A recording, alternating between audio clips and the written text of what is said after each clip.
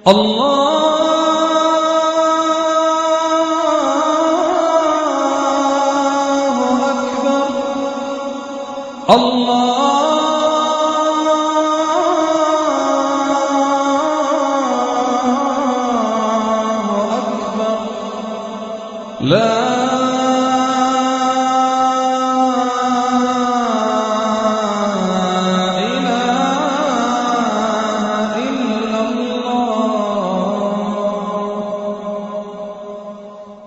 বোনদের রমজানের যে রোজাগুলো ভাঙতি হয়েছে সেগুলো না রেখে সরাসরি শাওয়ালের 6 রোজা রাখা যাবে কিনা, নাকি আগে কাজা রোজা শেষ করা বাধ্যতামূলক?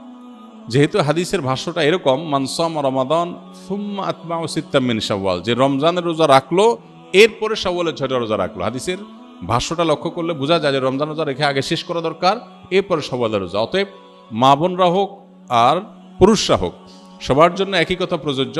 রমজানে কোনো কাজা রোজা থাকলে আগে কাজাগুলো রেখে তারপরে শাওয়ালের রোজা রাখা উত্তম।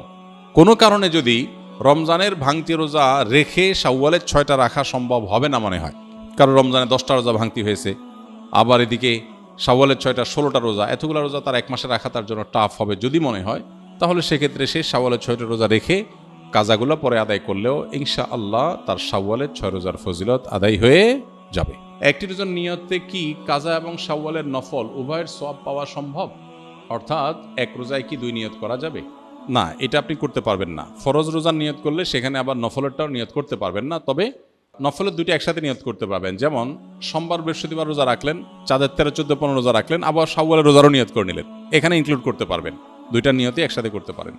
আর ফরজ কাজা রোজা আছে সেটা রাখলেন, একই সাথে আবার শাওয়ালের 6 রোজা রাখবেন, সেটা আদায় হবে না।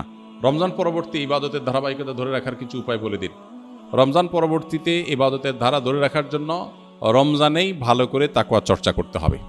রমজানে যার তাকওয়া চর্চা যত ভালো হবে, রমজানের পরে সেটা ধরে রাখা তত সহজ হবে, ইজি হবে ইনশাআল্লাহ বিইذনিল্লাহ।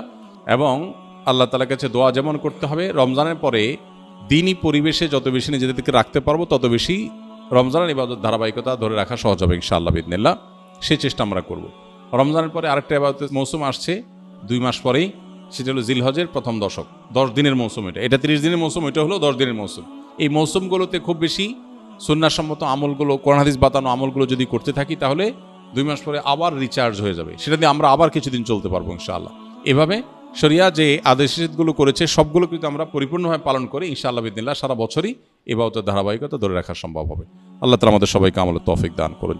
রমজানে যে গুনাহগারগুলো ছেড়েছিলাম শয়তান মুক্ত হওয়ার পর সেগুলো থেকে বাঁচার উপায় কি?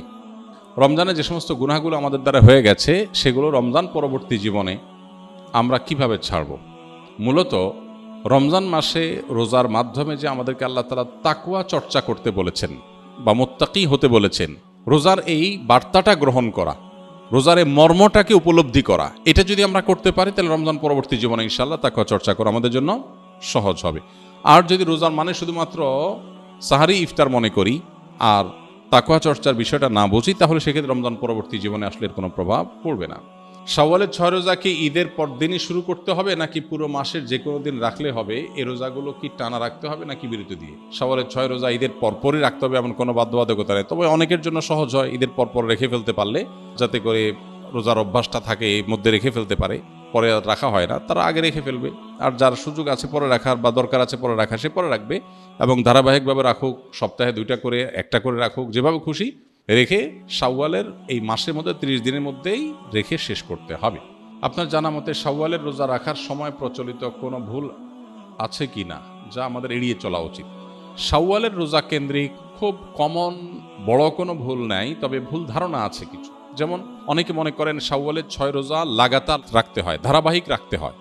যদি এই ধারণা এখন আস্তে আস্তে পরিষ্কার হয়ে গেছে আমার মনে হয়। শাওয়ালের 6টা রোজার ফজিলতটা আমরা জানি। নবী সাল্লাল্লাহু আলাইহি ওয়াসাল্লাম বলেছেন, মান সামা রমাদান সুম্মা আতবাহু সিত্তাম মিন শাওয়াল কানা কাসিয়ামিদ দাহর। যে ব্যক্তি রমজান রোজা রাখার পরে শাওয়ালের 6টা রোজা রাখবে, সে ব্যক্তি সারা বছর রোজা রাখার সওয়াব পাবে। এক হাদিসে নবী আলাইহিস সালাম এটার ব্যাখ্যাও করে দিয়েছেন। বিষয়টা এইভাবে যে রমজানের 30টা রোজা সচরাচর সর্বোচ্চ 30টা রোজা হয়, এটাকে প্রত্যেক আমলকে আল্লাহ তাআলা কমপক্ষে 10 গুণ বাড়িয়ে দেন, তাতে 30কে 10 দিয়ে গুণ দিলে 300 হয়। আর শাওয়ালের 6টা রোজা রাখলে আর 6 দুগুণে 60 হয়, তাহলে 360 চান্দ্র বছর হিসাবে 360 দিন। অতএব পুরো বছর রোজা রাখার সওয়াব পেতে হলে রমজান রোজার পরে শাওয়ালের 6টা রোজা রাখতে হবে। এই রোজা রাখার ক্ষেত্রে কোনো ধারাবাহিকতার শর্ত নাই, ভেঙে ভেঙে রাখতে পারেন, একসাথে রাখতে পারেন, যেভাবে খুশি রাখতে পারেন। তো এটা হলো একটা ভুল ধারণা সাধারণত, যে একসাথে রাখা লাগে কিনা অনেকের ধারণা হতে পারে।